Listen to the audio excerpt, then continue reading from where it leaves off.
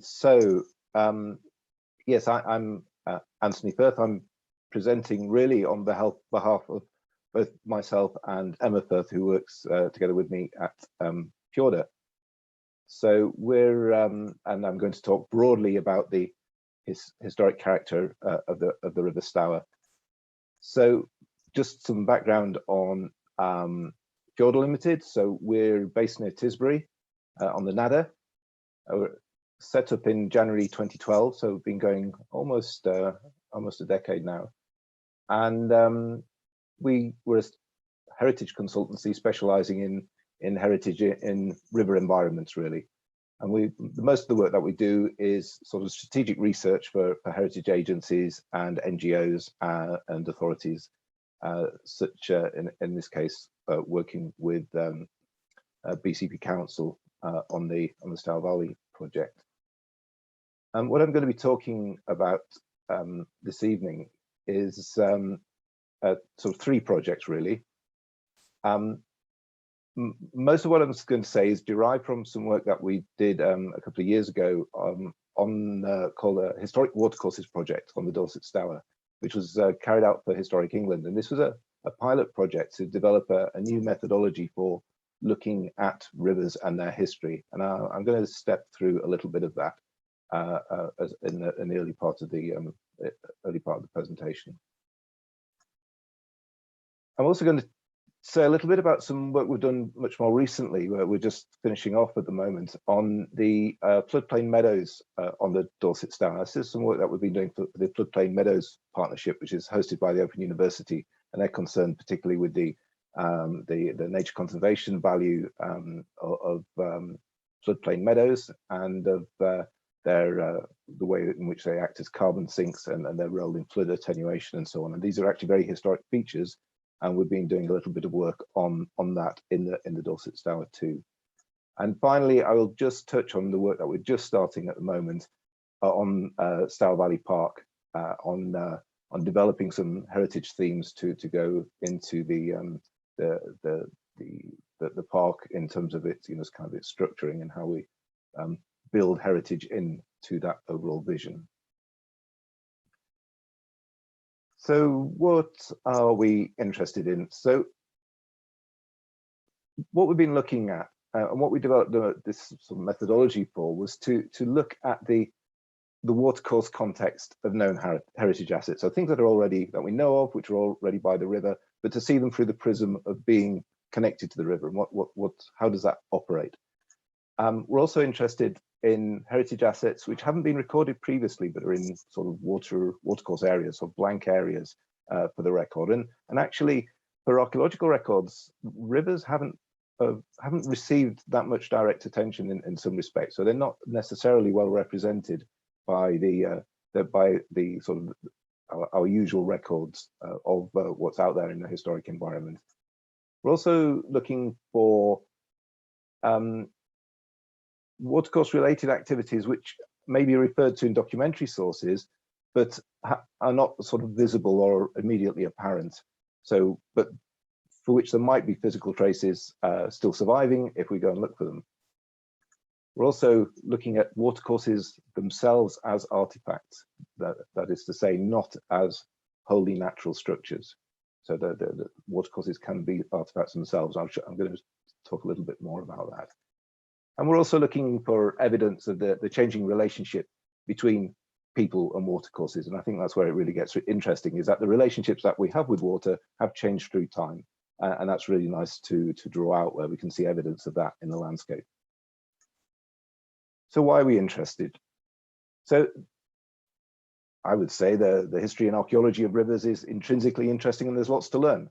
But it's also really important to raise awareness of their cultural and historical dimension at a time when rivers are the focus of a great deal of attention. Now, human and historical perspectives are largely absent from policy and practice in relation to rivers. So even though the sector is really active on matters of water quality, habitats and climate-driven flood risk, so there's a really interesting, there's a lot of work going into rivers at the moment, but doesn't tend to look in a lot of detail at the historical and heritage dimension to that. So in these are bits of policy documents which I've drawn out here. You'll see references here to nature-based solutions, being close to their natural state, back to its original state before human interference, natural flood management, and so on. Broadly, in policy terms, watercourses are understood as being essentially natural. There might be a general awareness that rivers and floodplains have been affected by human activities, but the previous impact of people on rivers is rarely spelled out, or it's perhaps considered to be self-evident. And human interventions seem to be viewed as being relatively recent and discrete, so that actually we can turn the clock back. And that view is not really borne out by the evidence. So in the archaeological community and among environmental historians, it's widely understood that, like every other element of landscape, the character of rivers in England is a result of the interaction of both natural and human factors. And this interaction is known to be extensive, and it's known to have occurred over many centuries, if not millennia. And it encompasses things like intentional interventions, people actually physically doing something to the river, but also things like large-scale land management practices, which reach back right into prehistory. Now, some of these past ways of living with water were sustainable over many centuries.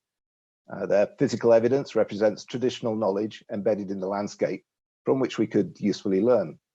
And human activity around rivers has contributed to biodiversity and helped to create some highly valued landscapes. So the focus on natural flood management, nature-based solutions, these kinds of things, that makes a lot of sense. But for these approaches to be really effective, there also needs to be greater recognition of just how much rivers have been affected by cultural processes over hundreds and thousands of years.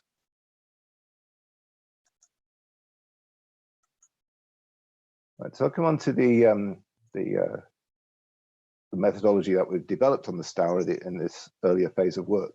So we were looking at the Stour, stretching up from Stour Head down to Hengistbury, and what I've done, I put in sort of in bold, if you like, the main channel of the Stour, and that's where our work focused. So we weren't able to look at the tributaries in the initial work just to keep it manageable.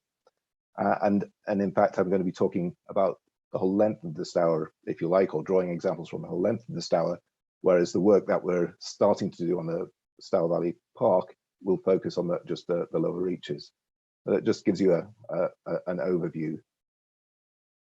So against that channel, what we did was we developed a way of mapping out all the historic features along the Stour that we could see in various sources. And we used a GIS system, Geographic Information System, piece of information technology, which allows us to map out information. And I hope you can see, just put a dot on there. Hopefully you can see that there's some little colored blobs along the channel there. And we call these blobs historic watercourse polygons, HWPs. And we mapped out 730 of them along the length of the Stour, which formed a data layer which we could then share with other people. So this zooms in a little bit. Hopefully you can see the blobs a bit more there. What we did was we themed those blobs together. Well, we recorded them in a fair amount of detail actually, but we themed them so that we could get a sense of their overall size. And you see we've mapped out nearly 2,000 hectares and of these 730 sites. A lot of them, you can just get a sense of the kinds of things that they're involved with. So agriculture is a big thing, crossings, river management, industry, all sorts of things really. Now, when you zoom in a lot closer, you can see one of these blobs. In fact, there's several of them. There's just one highlighted there. So these are a sort of an intermediate form of mapping. We're not mapping individual features or sites in quite the way that a lot of archaeological records do, but we're doing something that's rather more refined than landscape characterization studies, for example. And these polygons, you'll see they're quite blocky, and that's intentional. Where we've been intentionally imprecise because we're trying to flag the presence of something interesting, but not pretend that it's an absolutely accurate survey of it. And that there's a whole set of practical reasons for that. But just to, this is a kind of a, yes, as I say, an intentional imprecision about this. This is not supposed to be definitive. It's supposed to flag the potential presence of a feature of interest to someone else who can look at it in more detail if they need to. And you'll see here, I hope, there's a little block there of the kinds of things that we're recording. So it's relatively simple information, but it's helpful in, there's some categorizations there, a description, and links back to the source material that we've used to come to our conclusions. In terms of the mapping, one of the reasons we've done this is because historic environment data is really diffuse and spread out, particularly relating to rivers. So what we're doing here is really trying to give a single simple layer in place of a lot of very diverse information. So just to sort of building up the map here, what we have is we have a modern background map. We've got some archaeological information there. There's listed buildings and some scheduled monuments, and we've got some landscape characterization layers, these purple and green there, and also we've got the modern risk of flooding, which we use as a sort of a proxy for the extent of the floodplain. But on top of that, we use all sorts of historic maps, so tide maps, ordnance survey maps, aerial photographs if they're available, and we've used Lidar quite a lot, Environment Agency Lidar. This is actually put together from another river. This is off the Culm, but it quite sort of, as all one slice of landscape, and I hope you can see how that changes through, well, it's one piece of landscape but represented in different ways. So we've been using all these bits of different layers of data and building them into a single layer.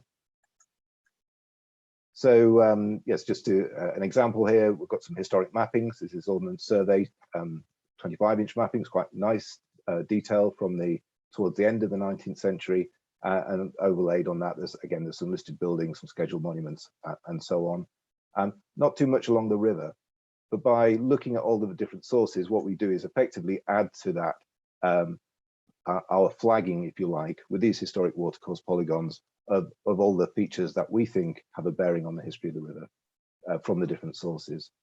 So there's an example here of from the Lidar, and this one was the one I showed earlier, highlighted. There's a bit of data, and what it's flagging, I hope you can see in the Lidar data, these lines and things, and those are probably the ploughed out remains of a bedwork water meadow system. So that's here, that polygon is effectively flagging the Lidar data that we saw that feature on. So that's the method.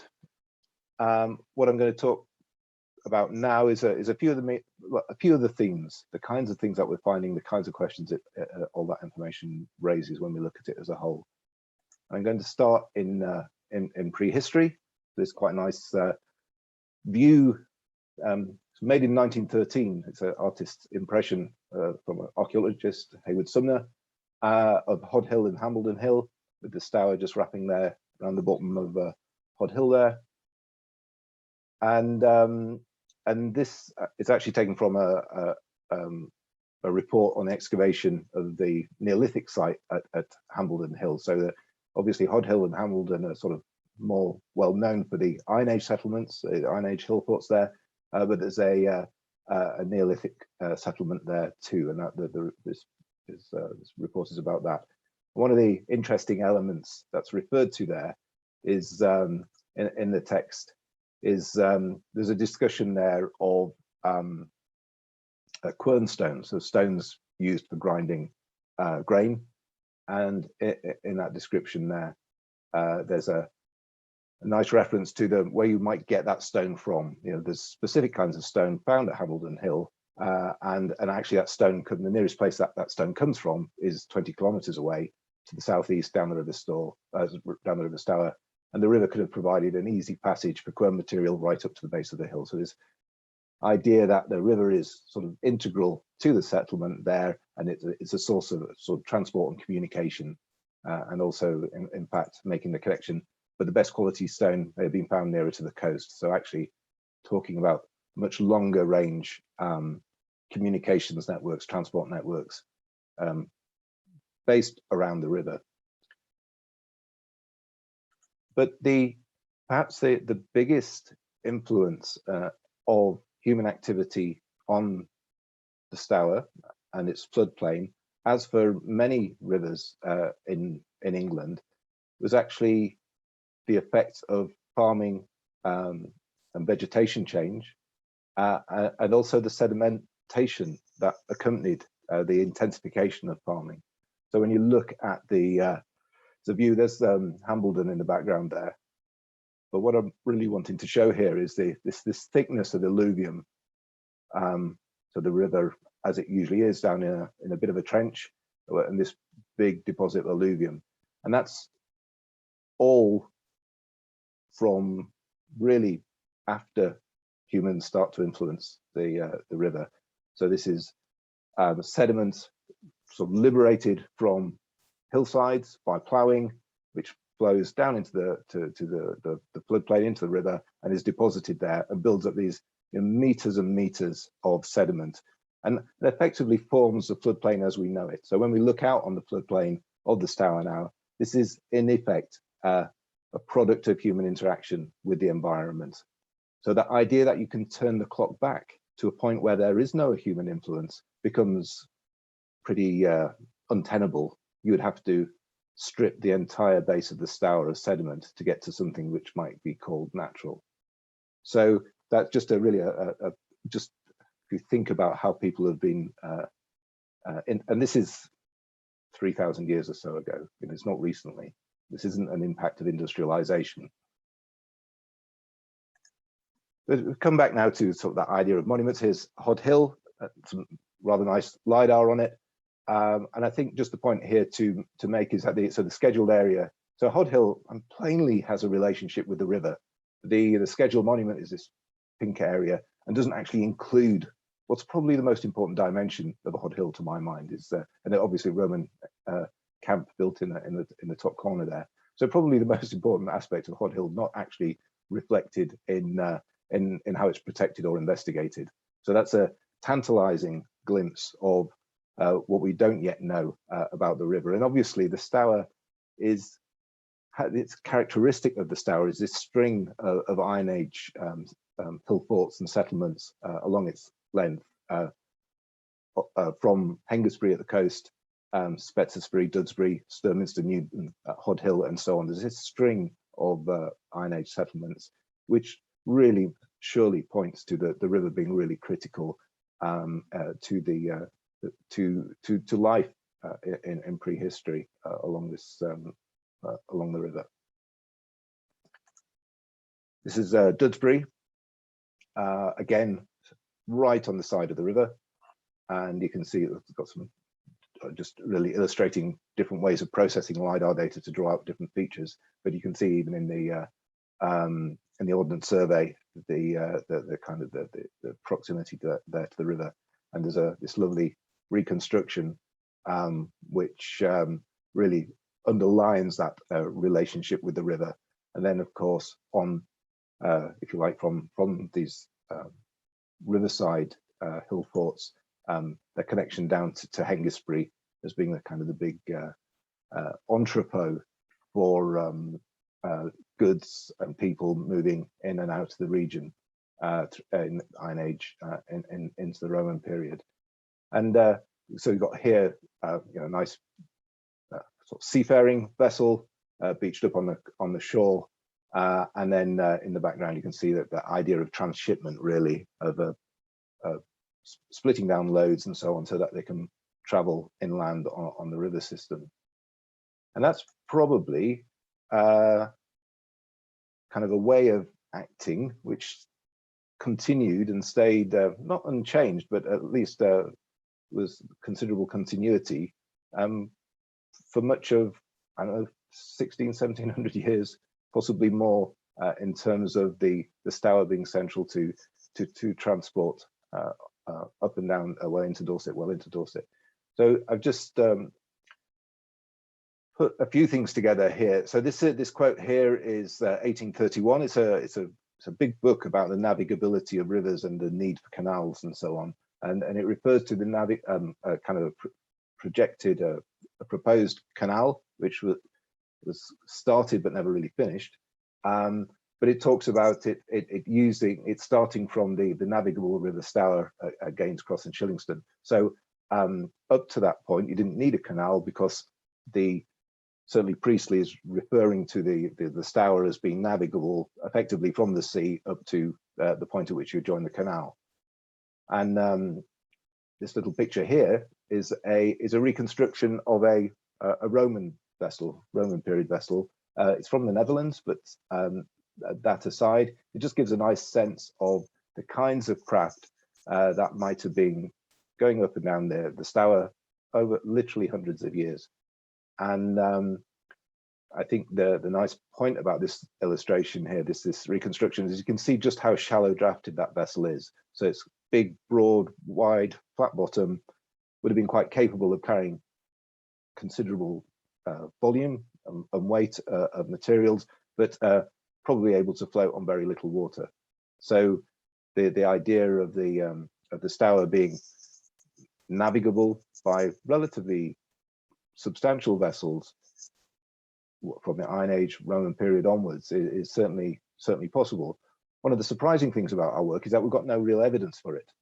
It's very difficult to point to the history of navigation or evidence for the history of navigation on the Stour, because we just can't see it in terms of in landscape features. That's possibly because the main elements that took part in that navigation, the boats, if they survive at all, they're going to be under the water. And this is a nice example of a boat.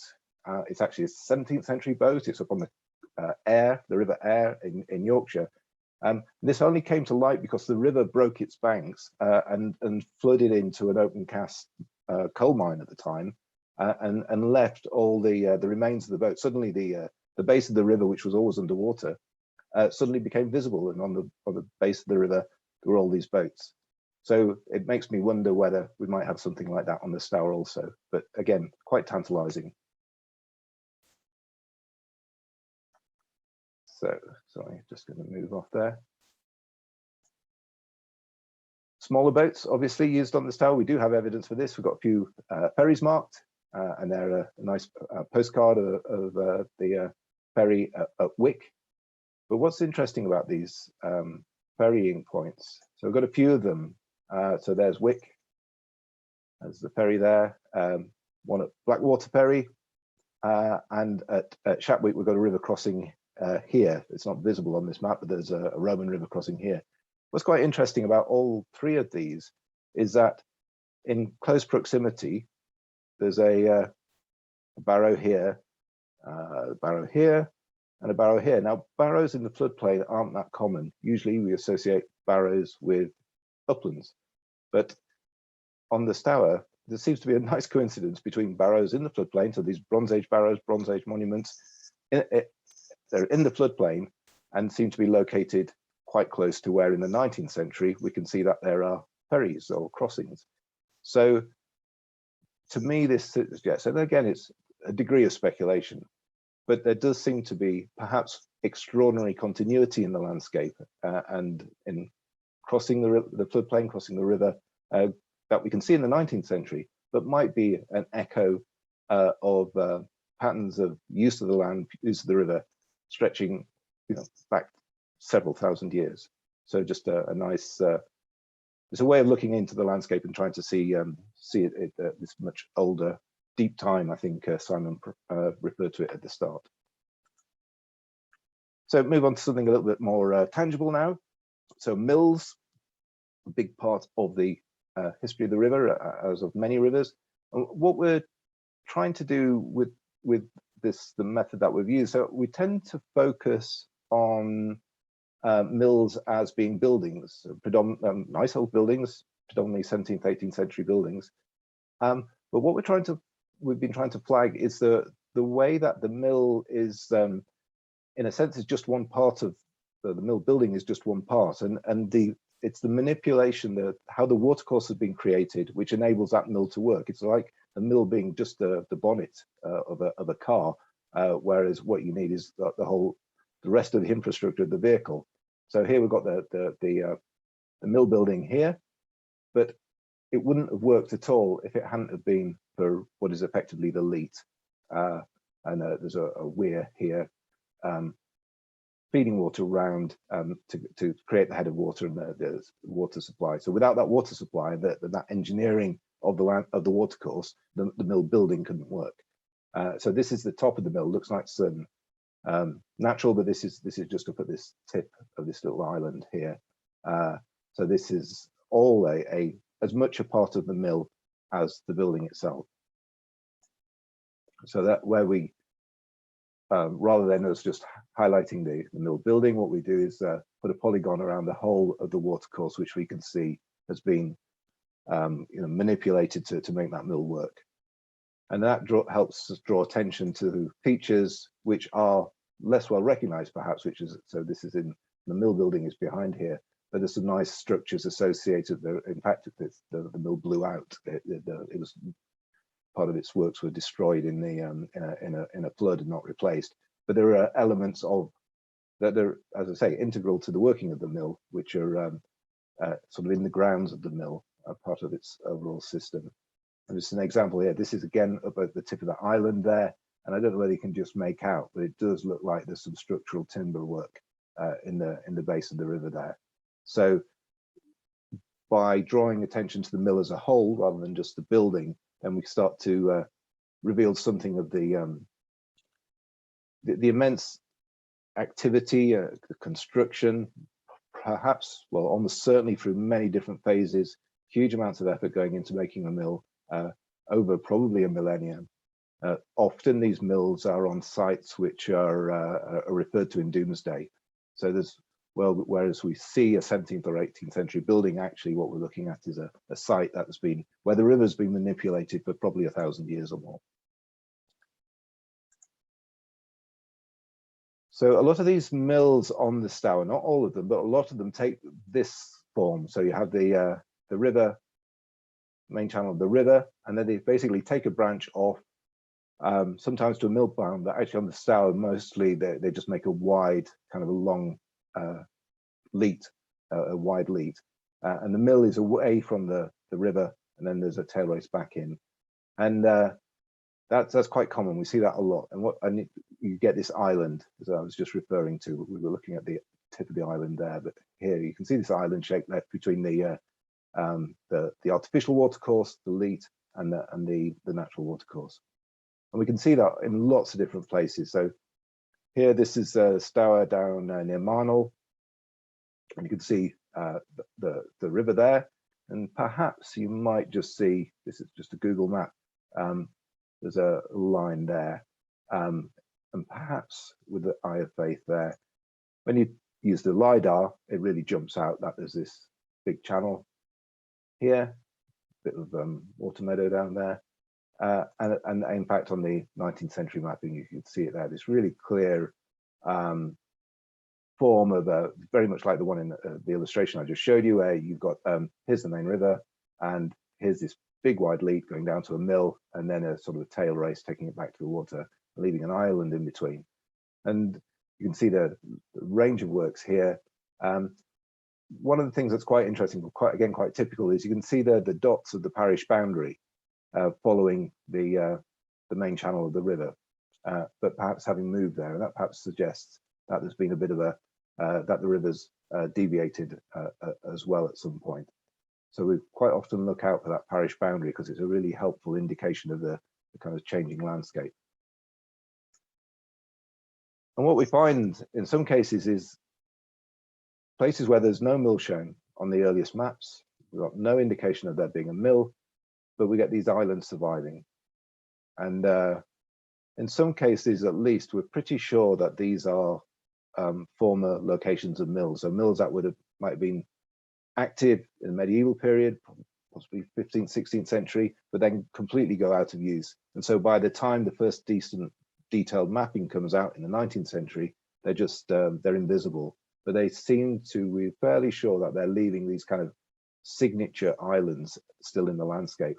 And here, you see the parish boundary, the dots there go down this narrow channel. And actually, if I was to turn on Google now, that's little more than a ditch. But that's probably the original river, and this is probably the bypass. And it's quite common for that the river that we see today is actually former leat, and that's become the main channel because due to there being a mill there, even though the mill is now gone and has disappeared completely. This is Sturminster Newton, again speculative. So here's the Sturminster Mill down at the bottom, the one everyone knows about. But it just makes you wonder whether this little island up here might be a former, an earlier phase of the mill. As I say, most mills are at least 1,000 years of development and rebuilding and reworking the mill and the watercourse. So that's just again a bit of speculation, but quite interesting. I'm going to move on to settlements now, and really the interesting thing about this is the degree to which people lived so close to the water in the past. So there's an awful lot going on. There's a bit of Lidar. This is near it's gone out of my head. But anyway, a lot happening in the Lidar here. You see we've got the Lidar and the parish boundary, and you see the dots there. Again, indicating perhaps a change to the river route there. There's a nice ford, which is quite interesting. And perhaps you can just see there's some loops, which are probably paleo channels of the river. Got some medieval strip lynches, field systems, medieval field systems here. And just in here, probably it looks like there's some bedworks from a water meadow. And here we're pretty sure that this is a little settlement, just shown in the humps and bumps of the Lidar. So the settlement very close to the edge of the water, and we find that in lots of circumstances. It's another example. Well, this is back where that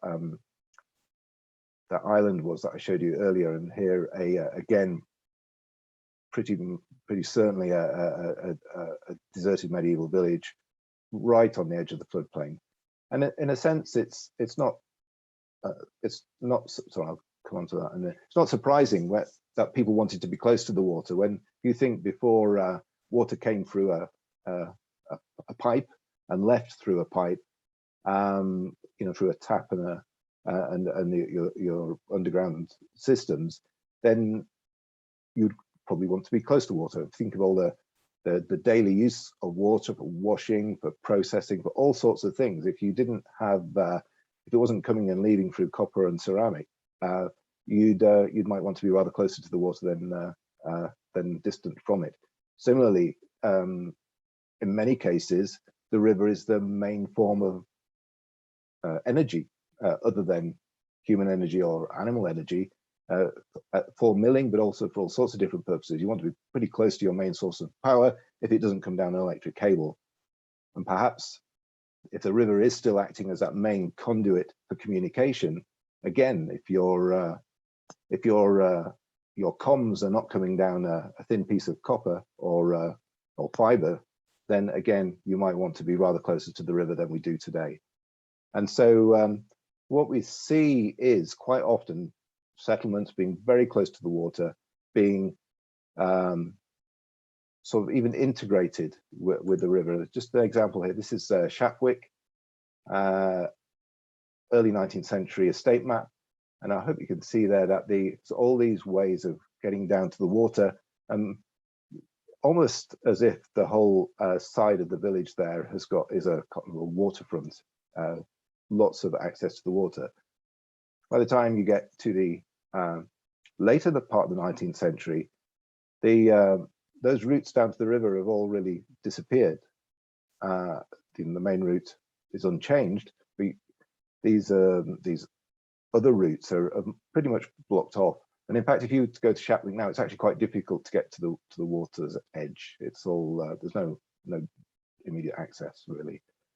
So what we seem to see is a change from being this kind of close relationship with the river to one which is a lot more distant. And if you go to Shapwick now, there's actually a big flood barrier in the way, because actually the main issue is flooding.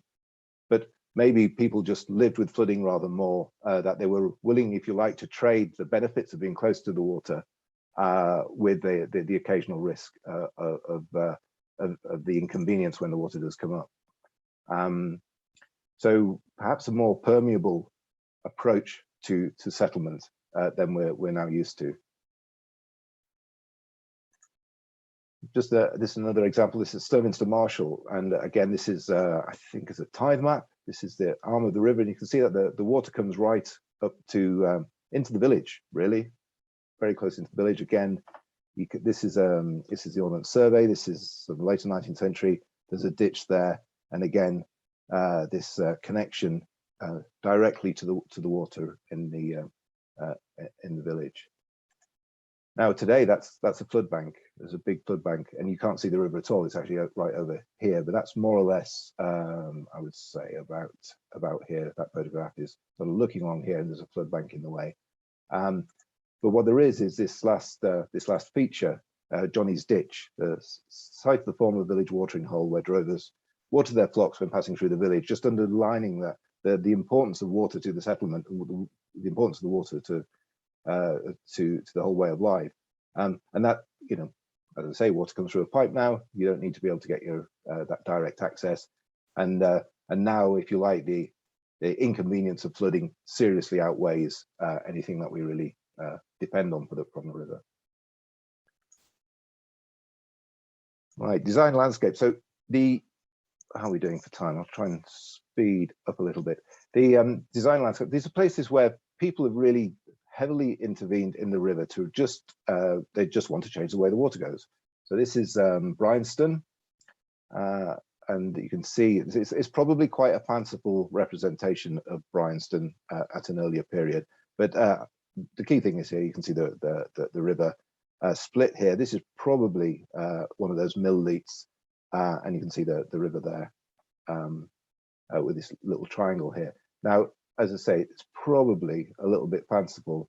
There's a 17th century estate map from 1659, I think it is, and that shows essentially the same thing. Hopefully you can see that there's that little triangular island with the road and a couple of bridges going across, the river swinging around that way, and this long leat down the side. So that's essentially sort of a nice bit of reinforcement. That's plainly what the river was doing at the time. Now, Brianston House, it's just off the back here. I think it's just on the edge of this illustration here. It was basically replaced, knocked down, and they built a new house in the 1780s. And when they built the new house, the new house by the river, sort of tastes had changed, and the whole landscape was altered to change the form of the river, to change the vista and the setting of the new house. So the sort of kind of reasonably natural river from prior to that was changed. So there's essentially, this is as it appears now, really, but in the 19th century, that's the location of what was the new house then. And you can see our little island has completely disappeared. What you've got is a big kind of a gently sweeping curve, and a weir in here to raise the level of the water and make the water slow down, and it gives the impression of a kind of a lakeside setting to the house. So there's a major reworking of the river. So it's entirely artificial, really, that river as it sweeps around into Blandford. There's an echo of it just up here. This is probably what remains of that leat, which seemed to follow the top edge of the valley there. Just to give you an example of major changes. So another case, this is Langton Long Blandford, and this beautifully straight bit of river, which just cannot be natural. But unfortunately, we don't have any map evidence which might give us an indication as to what happened in this bit of the river. It's as I say, that's taken from the bypass, actually, looking down the river. Really pretty artificial. It's really doesn't look natural at all, but presumably it's something to do with the design landscape around the house, large house here. But we unfortunately, we don't know very much more than that. All we can see is what's in the landscape. The other aspect of sort of redesigning rivers and intervening in a major way a bit further downstream is the switch to basically wanting to get water out of the way as swiftly as possible, and particularly to improve arable agriculture in the floodplain. So this is part of a report from 1918. But you can see, yeah, I'm unable to judge what proportion the total affected might become cultivatable if it could be relieved of its present liability to injury by water. But it leads me to suppose that several thousand acres might, under more favourable conditions, be brought under the plough. So here you see a real driver to switch to arable production in the floodplain, and basically that means getting rid of that liability of flooding or waterlogging. And it takes some time, but that's really what drives some of the major interventions further down the Stour, where they basically take out the loops to make it kind of swoosh the water away a bit faster. And we can see that if we compare sort of the modern route of the Stour to some of the earlier routes, which are sort of the earlier meanders, which have been cut out and have now infilled. Now, I'm going to move on to watery meadows now, because that interest in ridding the land of water so that it could be brought into arable production is really a characteristic of the 19th and 20th century. So it's relatively recent. So prior to that, a lot of effort was being directed to bringing water onto the land, basically keeping it wet rather than trying to make it dry. And water meadows are very much a part of that, and Dorset's famed for its water meadows. But the Stour sort of points to a bit of a more complex history. So what I've got here is hopefully you can see this kind of washboard in the Lidar data of a really prominent bedwork water meadow system. It's shown a little bit. The major channels there are shown on the Ordnance Survey map. Well, we don't really get those on the main part of the Stour, or not surviving, at least, not like they do in other rivers, like some of the rivers in Wiltshire. So that's again shows that's that same washboard, and you can see there's if you run a profile along it, you can see this kind of washboard effect. On most of the Stour, what we see are just little lines, probably a few centimeters high, showing in the Lidar. We can just see them. They're probably ploughed out, so they've gone out of use and then have been removed. So that's why we don't see them. But also, in lots of places, it's possible that they weren't even created. There are lots of places where we might expect there to be water meadows on the Stour, but they're just not present. And there's a few reasons possibly for that, but that's sort of an interesting characteristic of the Stour. What we do get are catchwork systems. Now, these were, rather than being in the flat of the valley bottom, you get catchwork systems which are about running water down a hillside, and this is much further up the Stour. I hope you can see in the Lidar there, there's lots of little drains and things going on there, and a little brick bridge which was over one of the feeders. That's sort of up on the edge of a hill. So they're not really steep hills, but nonetheless, it's definitely the hillside. And this does the same as a water meadow, which is really to flow the water over the grass to sort of warm it up and bring the grass on a bit earlier. But it's all based around sort of bringing water onto the land rather than taking it off.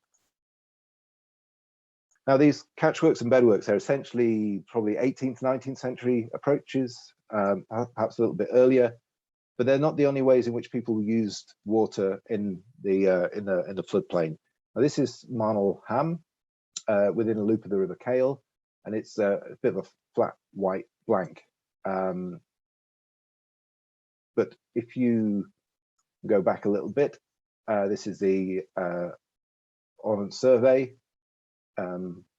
Actually, now it's a loop of the Stour rather than the Cale. The line of the river's been very substantially changed.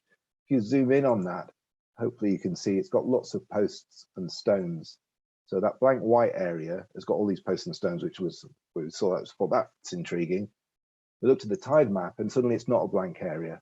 It's got all these myriad of divisions on it. And that's because this was a hay meadow. It was a common meadow, used a floodplain meadow in effect, where they're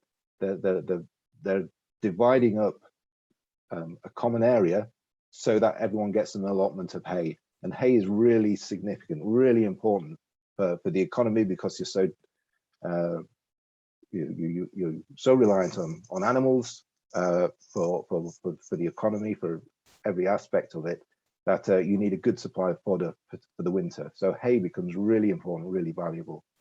And so and everyone needs a bit of ground for their hay. So what we find is some of the best ground for meadows, which is fertilized each year by floodwater, is then heavily divided to be used into these plots. And what we saw in particular when we were looking at the Stour was these sort of fairly distinctive funnel shapes too, which again point to this common grazing. So what's happening is you've got this heavy division of the ground, so for everyone's allotment of hay. And once they've cut the hay, then it's used as common grazing. And for that, because you're moving animals in and out of the land each day, you get a nice funnel shape to ease the flow of animals to and from. But one of the key things about this is actually this funnel shape predates all the fields which have been constructed up against it. So these are pre-enclosure, and they're actually reaching really back a long time into the early agricultural structure of the landscape. So they're probably medieval in origin, and it was really a discussion of that which led us to talking to the Floodplain Meadows partnership. So as well as, again, this is at Shapwick, you can see that funnel shape there, and they've stopped being used as meadows. They've lost their character as meadows, but some of their elements are still surviving. And this is actually the very end, the edge of the hedge line there, still surviving in a few trees there. But this is probably very old. This is probably vegetation reaching back perhaps 1,000 years into the medieval landscape and the medieval organization of the landscape for all around making hay. So we were started talking to the Floodplain Meadows partnership, and they were really interested in what we were finding, that we could find these relics, if you like, of earlier floodplains, even though floodplain meadows, even though the habitat type had disappeared, the structure of the landscape was still there. So they wanted us to go back, look again a little bit more at the Stour, to see if we could work up our methodology in a little bit more detail, specifically to look at for these meadows. They were interested in the historic extent of floodplain meadows. So this is the habitat type which was everywhere, and 90% of it has gone. 90% of it went in the last century. So it is now relatively rare, incredibly valuable, relatively rare. But trying to know how much has gone is quite difficult. So they were interested, well, can you actually map out how extensive these meadows once were? They're interested in the relationship to parishes, how they relate to the landscape and to the population, and what potential there might be there for further research and engagement. Well, that's a piece of work that we're just finishing off now. But what we did was we looked in detail at a block of parishes sort of midway down the Stour, looked at a few more sources to map out in more detail the evidence for these floodplain meadows, looking in particular at tide maps and the field names and that kind of thing. And also there, I think you can see here, these dotted lines are the droveways which end up in those funnel shapes in the meadows. So there's these droveways just really manifest that really close connection between the pattern of settlement of each parish and the hay meadows that they're so dependent on. And we can see that still in the landscape, even though the habitat type has disappeared. And what we were able to do, the kind of magenta color here, we were able to sort of map out what we thought was the former extent of those floodplain meadows, and then look at that in relation to things like how much meadow is recorded in Doomsday and so on. So again, there's that remnant funnel-shaped boundary near Shapwick. What we were able to show is that the form of the floodplain meadow persists in the landscape, even though the habitat has been extinguished. unfortunately, old maps don't speak for themselves. We had to draw on lots of different sources and inferences to be able to make the case, because even by the time of the first decent large-scale maps, the time maps and the Ordnance Survey maps, even at that point in the 19th century, these had already started to go. They were already being encroached upon by enclosure and so on. So you can't actually read them directly off a map. You have to do a bit more interpreting. Critical to them and how they operated was that common governance. That these were commons managed collectively by the parish.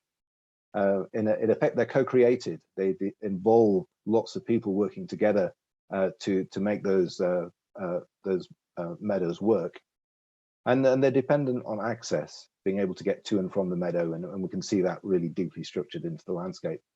So that was fundamental to those floodplain meadows in the past. We were able to show that. It's also perhaps fundamental to their restoration and maintenance in future. There's some interesting lessons here, I think, some echoes with what the Stour Valley Park wants to do in terms of governance, co-creation, and public access. So very much a model there, perhaps. And I think it's another example where we really can learn from the history of floodplain meadows to re-establish habitats, places and communities that are going to be resilient to climate change. So a lot to draw out of that. So very quickly now, more or less my last slides.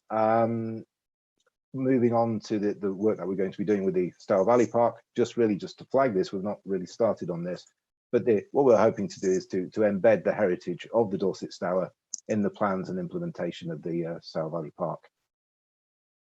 Really to show just how this research can feed directly into how we set about making our places for the future. So we're going to identify a small number of key themes. I'll give you examples of those themes, but we're going to tighten those up a bit, looking particularly at the Stour from in the lower part of the Stour, and use those, see how those themes might connect and animate the heritage of the Stour for people who are visiting and using the park. And those themes will be incorporated into the core documentation for implementing the park. The outcomes that we're after there really are that people using the park will appreciate and engage with their historic environment, centered on the heritage of the river, and that this will add to their enjoyment and well-being, as well as underpinning the resilience and sustainability of historic places within and beyond the park. So that's all to come. We've got quite a bit to do in the coming months, but that's just to finish that off. So my conclusions. Yeah, the Dorset Stour is a fascinating river. It lies at the heart of our local history, but has received relatively little direct attention from archaeologists, I would say. Its many facets have yielded some surprises, and there's still huge potential, lots more to find out about the history of the Stour. And I'd really encourage you, if you want to get involved in learning more about the river and its stories, then please jump in. And we're looking forward to putting the heritage and history of the river at the heart of the Stour Valley project.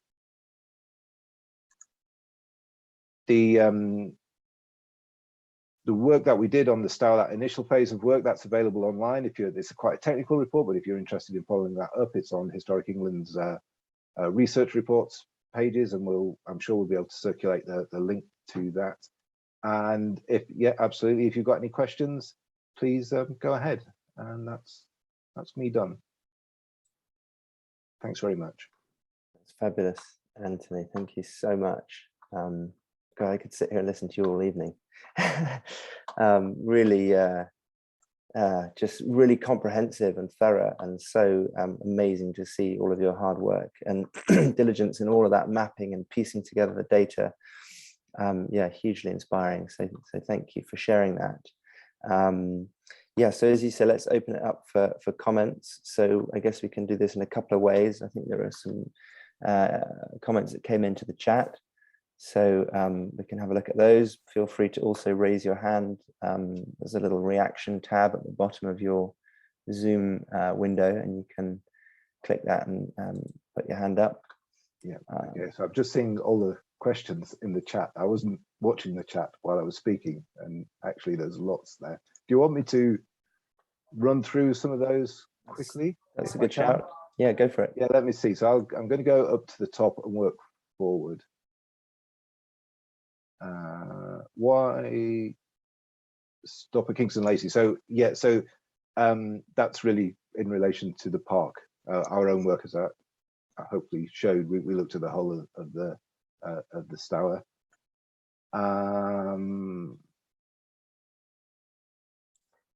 Why does the Leat tend to become the main channel? Okay, so yeah, that's back to the point where these kind of bypass systems,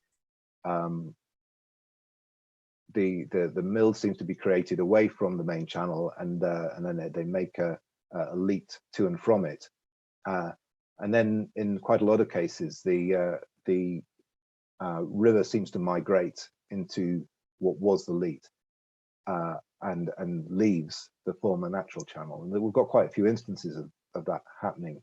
It can be a bit difficult to unpick sometimes, but we've got certainly see that happen quite a lot.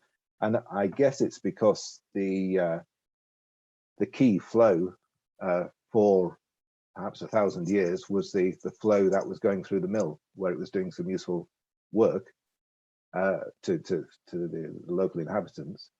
And the main river in effect becomes just an overspill, because you build up the head of water so that it'll go through the mill, so it'll give you all that energy, but you leave the main channel there because if you get a flood event, you need somewhere for the excess water to go, so it doesn't rush through the mill and knock it down. So the overall operation that time would be really favouring the leat over what had been the main channel. And I think you know, in time it simply becomes the main channel, and the original channel dwindles.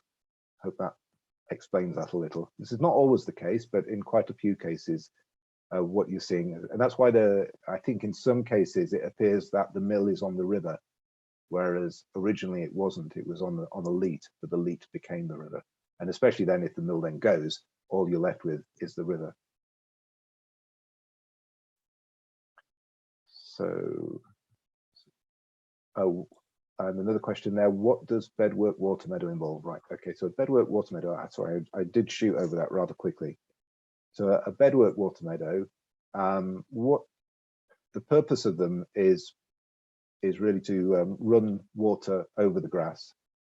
It adds nutrients, and it's felt particularly that it warms the grass a little bit early in the season and gives what I refer to as a first bite. That's good for the sheep, and you get that grass a little bit earlier than if it wasn't warmed by water running over it.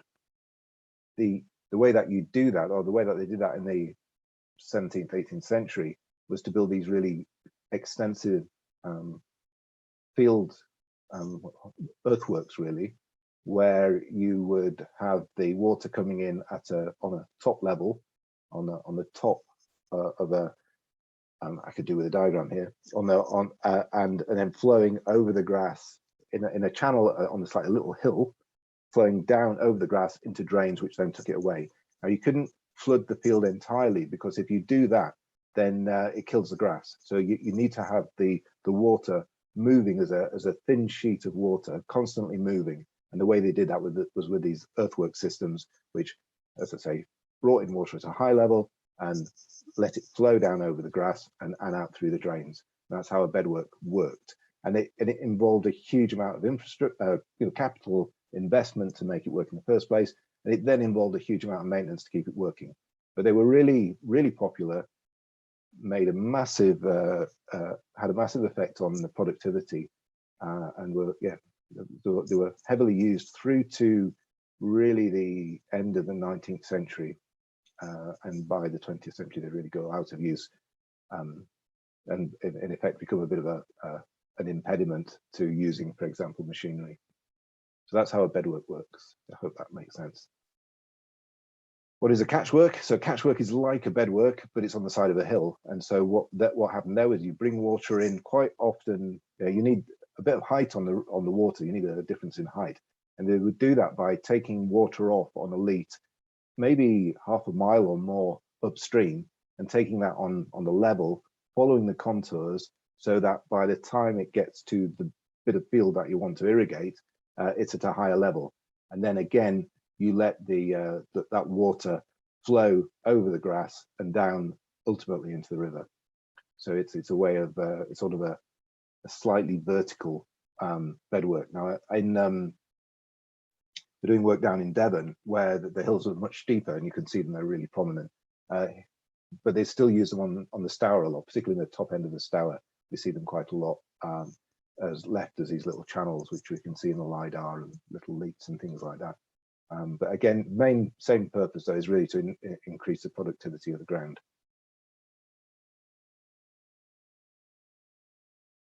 Is mead an old term for meadow? Yes, absolutely. And there's a whole range of different terms that we pick up on, particularly in the field names, and that's how we use those to help spot these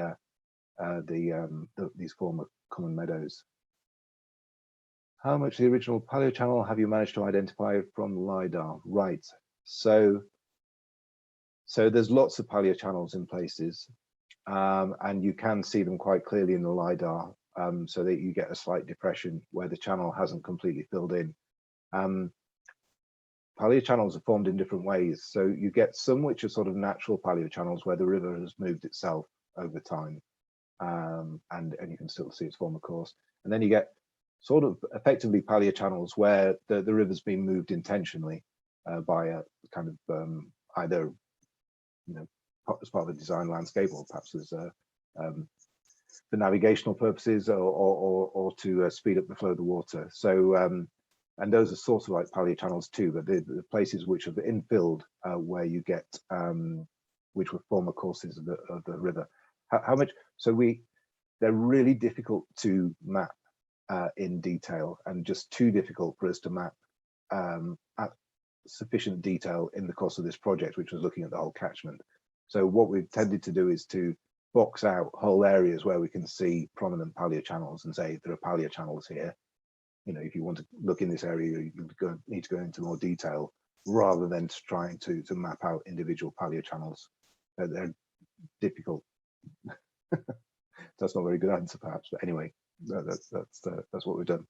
Will we be looking at literature, letters, etc.? Yes, well, we have done where we can, certainly, and we've had some great resources from the record offices. But again, this was supposed to be a fairly strategic, fairly rapid approach, so we haven't been able to go into lots of detail from those kinds of sources.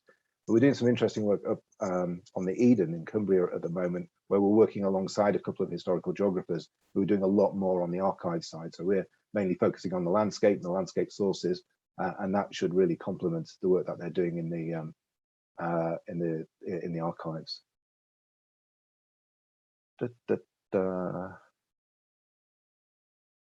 Right, sorry, just let me read this. Okay. Yeah, sorry. So yes, there are lots of examples from the lower part of the Stour. We're going to be looking at the lower part of the Stour in a lot more detail in coming months. So hopefully by the time we get to the end of that, I'll be able to, the next talk I give will focus rather more on the lower part of the Stour. Perhaps that's the best way of phrasing that.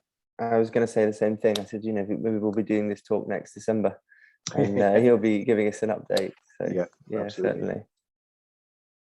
Certainly. So are you happy for me to still keep going through these questions? Yeah, please do. And I also just invite, it's nice for people to come off from behind their black screens. So if you do have a question that you'd like to ask, please do raise your hand, and we can come to you and hear you asking them. But yeah, by all means, carry on. Yeah, so the Leaden Stour, that's a good question. I will make a note of the Leaden Stour and see if we can find something out about that. So what I'll do, if we can, would it be possible to get a transcript of at the end, just to cut all the questions? I can go back to some of those. I don't know. There are many places ending in ford. Right, so yes, absolutely, lots of fords quite often. So in fact, we record crossings encompassing both bridges and fords, because quite often the bridges would have been fords, and we can tell that from the place name. So we don't we kind of, and we block out a wider area where we could think that there may have been a ford rather than just the span of a bridge. Well, I think you muted yourself there, Anthony. Or maybe someone muted you. There we go. Yeah, sorry, do you catch that last bit? I didn't catch that last bit, no. Okay, sorry. So there are many place names ending in ford on the Stour. How would these fords and also the mills have affected navigation? Yeah, okay. So yes, there are lots of fords. We record them as crossings because quite often the bridges are in the place of fords or near to them. So we do try and capture that. And there certainly are a lot of them. How would they have affected navigation? So that the mills, you certainly get places or references in text to there being disputes between mills and between milling and navigation because the infrastructure gets in the way. But I think with these bypass mills, there's probably less of an impediment. So I think that's probably one of the things. And with the fords, again, a ford doesn't necessarily mean that it's completely, well, it probably means that the water's shallow rather than non-existent. And I think probably vessels that were being used were probably sufficiently shallow draft to be able to cross across them, or perhaps there would be like a temporary impoundment just to make a bit of a chunk of water which would allow you to get the boat over a shoal patch like a ford.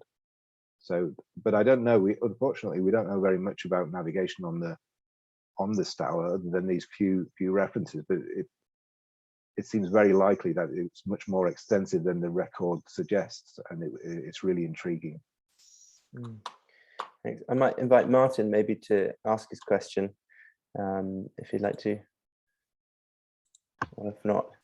Yeah, I can do. Great, thanks, Martin. Yeah. Good evening. Thank you for the opportunity. A fantastic and fascinating talk. So really looking forward to your work. Just picking up on the theme of people are competing for the same resource, if you like. My question comes from the point of view of the sort of meadow floodplains might be something which the nature conservation people would very much like to enrich into the species, compared with how they've been perhaps degraded over time. From that perspective, which is perhaps, I don't know, is it in conflict with what the heritage perspective might be, or are they compatible? No, I think it's absolutely compatible, and I think hopefully these heritage perspectives can help inform an understanding of how extensive floodplain meadows were and perhaps how they worked. So I think it's completely complementary. So the Floodplain Meadow Partnership we've been working with, their focus is very much on the nature conservation value of floodplain meadows because of it's a very rich but rare habitat type.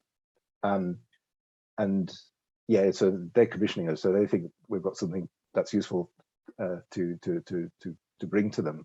But absolutely, I don't think there's an incompatibility at all between a lot of the work that's been done on sort of nature-based solutions and heritage. It's simply a matter of taking the opportunity to use an understanding of the past landscape and how it's evolved to inform some of those opportunities. And that's very much how we're using it down. We're doing some work down on the River Culm, working with the Connecting the Culm initiative, where we're using the heritage to spot opportunities where, in effect, nature-based solutions might work a bit better, or to understand why is that the landscape has become problematic, and to look back to the past to see if there's something we can learn from that.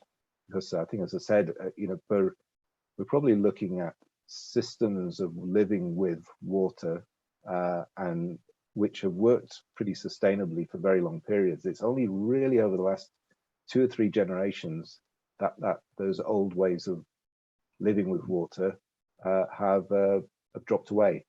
So whereas the sort of the living tradition might have gone, we can still see in the historical sources and in the landscape itself that knowledge and understanding of how to work better with water to everyone's benefit it's still embedded there, and that's what we're trying to draw through. Yeah, thank you very much. Yeah, thanks for that, Anthony. Yeah, and I very much hope that the work that you're going to do with us is going to help kind of illuminate those potential opportunities. I mean, having looked at your historic watercourse polygon, there are there are kind of from early opportunities. There are potentially ways that you could make some quite significant interventions that could be really interesting. And I think when we first met, one of the topics of discussion was around this concept of stage 0, which is, I think, maybe originated in America, about the restoration of waterlands and riparian landscapes, and trying to bring them back to a state of prehistory. And I think the first question you said, well, what stage are you trying to put them back to? Because as you've shared with us tonight, the river has just been has had this relationship with humanity since we've been around. So where are we moving it to?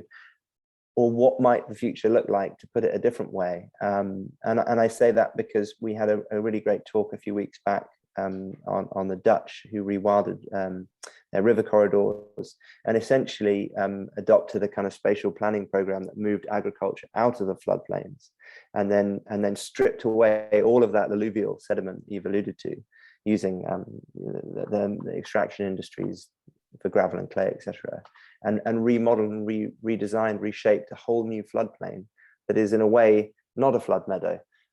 So I don't know, it's an interesting question. Where do we go? What might be the right approach? Yeah, maybe any thoughts there? Well, what I would say is we can't, unless you're going to put an amount, that must have been a huge amount of groundworks involved in that to be able to, unless they were doing it on a relatively small stretch of river, but to do that on a kind of catchment scale is just almost inconceivable. But maybe that's the Dutch, they're almost very good at water, I guess. But yeah. So I would say the point is, we can't turn the clock back, but we can turn it, we can go forward in a much better and informed way that works rather better than some of the changes and intensification that's happened over the last century or so. So it's more, for me, it's more a case of how do we go forward using an understanding of the past to inform that, rather than trying to turn the clock back. And I think there's lots of scope, huge scope. As there's tremendous survival in the landscape once you get your eye in. The landscape is hugely, the structuring of the landscape is really old. So I think some of these opportunities, obviously a lot of damage has been done, but I think there's an awful lot to rejuvenate. So but I would say it's more a case of rejuvenating that earlier relationships that we've had, rather than rewilding as such. Rewilding, I think, is tricky. Interesting. Yeah, thanks, Anthony. Yeah, certainly, I guess all of your evidence is such a worked landscape. Carol, there's a question from you. Would you like to ask a question? Or Anthony, feel free to respond. So is this one about the floodwaters? Flooding of floodwaters. It's to do with the chalk, isn't it?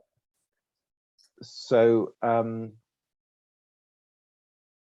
so the Stour has certainly been straightened artificially in some places, and that probably and changes in land use and so on across the board are probably causing water to come up rather faster than previously. And I mean, all the work that's been done on sort of slowing the flow and basically trying to reduce that peak when you get a lot of rainfall, trying to reduce that peak and spread it over a longer period is all very relevant. And you can, yes, look into the past of how the catchment was worked and see why that's, we've now got these steep, high, fast rising waters because the water's moving so fast. Yeah, that was certainly a comment that quite a lot of people have shared as well, who live up near Sturminster. Yeah. But is there something to do with the Avon being predominantly a chalk stream, and therefore the aquifer, the waters move slower through the aquifer, so it kind of rises? You'd have to have a talk to a hydrographer, and then it would be interesting to talk to the hydrographer about how different interventions in the river in the past may have changed that. and how I think in some cases, so a lot of those catchwork systems and bedwork systems worked by sort of aggregating water to bring it to a focal point where it could be used. Now, those systems have gone out of use, but it's likely that some of those systems to aggregate the water are still working. So they're bringing the water together quite effectively still, but they don't have the infrastructure maintained to then spread it back out over the landscape in the way that it was intended to, because those systems haven't been maintained. So I think if you looked into it, what I think you'd find is that you've got the relics of water management systems are probably not helping because the system as a whole hasn't been maintained. So they're probably bringing water to a focal point rather quicker, but they're not using it in the way that they would have done when they were maintained and worked. So yes, I think probably some of the historical interventions are not helping, but the way to approach that is to try and understand how they were intended to work and then see if they can be sort of reworked so that they don't cause a problem. But to assume that the river's natural and to kind of ignore the amount of intervention that there's been in the past is probably not the right way to do it. Thank you. One last one there from Sarah. Is there evidence of old houses adapted for flooding? Right. So there's some one. No, and so there's some interesting work going on. So Historic England has been looking at this question quite a lot, and basically older houses are more permeable than modern houses. So older houses would flood, but they would dry out a lot quicker. And the problem that we have with a lot of modern materials is that they try and keep the water out to such an extent that when they do flood, then you can't get the water out again. So so absolutely, older houses were adapted for flooding, but through the materials and forms of construction, and not by putting them on stilts, for example. It was just that they dried out quicker. Flooding was less of an issue. So it wouldn't be the case that people are out of their homes for 18 months while someone comes back in, you've got the builders in and they retank it and all that kind of thing. So there's some work on that by Historic England looking at that, which is really interesting.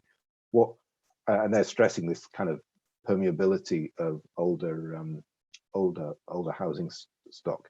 What it seems to be the case is that whole settlement, that's what we think is happening, is that whole settlements were more permeable. So yes, they would flood, but the water would pass out and be dissipated rather quickly, rather quicker. So the issue, if you build a flood bank, yes, it'll keep the water out up to a point, but then when the flood bank is breached, then actually it can hold the water in place, and it's not so much the flooding, it just stays there, and you can't get rid of it. So perhaps the way that they dealt with it in the past was, yes, they flooded, but the water could flow out again pretty rapidly afterwards, and everyone would just get on with life. So yes, there was adaptation, and a lot still for us to understand about that, I think. Brilliant, thank you, Antony. Any final questions from anyone? Anything? I'll just make it interesting. For me, it was really interesting to hear that the kind of post-war drive for food production led to that quite major changes, and I guess probably was responsible pretty much for the loss of the flood meadows in one hand, and then from that diagram you showed quite a lot of straightening or quite severe interventions to try and get the water off the land. And I'll just share that one of the landowners that we've been speaking to in the valley was talking about the sort of fertility in one of his hay meadows, and he was saying he gets 3 hay cuts off his meadow. It just grows so quickly, which is wonderful. You can just imagine, and that's actually on a medieval site as well. No, there's some really interesting work going on in agriculture and recovering some of these methods and approaches of and it makes sense economically once you get your change the perspective slightly. But one of the things I would say about a meadow is not a thing, it's a practice. Meadows have to be, they gain their quality and character through people working the land in effect through that regular process of mowing and grazing and so on. So sometimes people talk about restoring a meadow as if it's something that can be put back in place, and it really, unless you restore the practice, it's never really going to work. And I think that's a really important thing to think less about things and more about practices. And I think that's another lesson that we might draw from that kind of cultural heritage perspective. That's a wonderful note to end. Yeah, the management is key. So thanks for that, Sarah. Great to hear that you once made a haystack. That's not an easy thing to make. I've tried to, actually I've made a couple as well. Great. Well, thank you so much, Antony. Really appreciated it. So the recordings, we usually in about a week or two, we've got them online on the website stourvalleypark.uk, where you can watch them and do have a dig around at any of the other ones. And hopefully we've got one more lined up for 2 weeks' time, which will be a kind of storytelling themed evening looking at health and well-being of our natural world and how it's linked to the health of ourselves. So that could be a nice delight before Christmas. Thank you again, Antony. Really appreciate you giving up your evening, and hope that you can share some more information with us, you know, in the coming months as we dive a bit deeper into the lower reaches of the Stour for the project. Yeah, absolutely. Thank you very much. Thank you. Thanks everyone for joining us.